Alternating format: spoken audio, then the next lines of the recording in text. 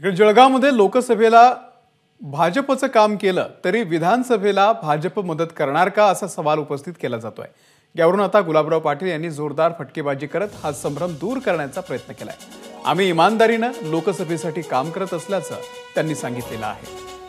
Bamboo लगा देंगे तो लगा देंगे धूमधाम से और बम्बू भी लगा देंगे तो लगा देंगे धूमधाम से और भगवा भी लहरा देंगे तो लहरा देंगे धूमधाम से। आम्ही गद्दारी आमचे औषध करू शकत नाही आणि मोदीजींनी काही कारवाया केल्या तर आता सांगतात की हे ईडीचं सरकार है। ईमानदारों के लिए लहर है मोदी, ईमानदारों के लिए लहर है मोदी, मेहमानों के लिए जहर है मोदी और देश के गद्दारों के लिए जहर है मोदी।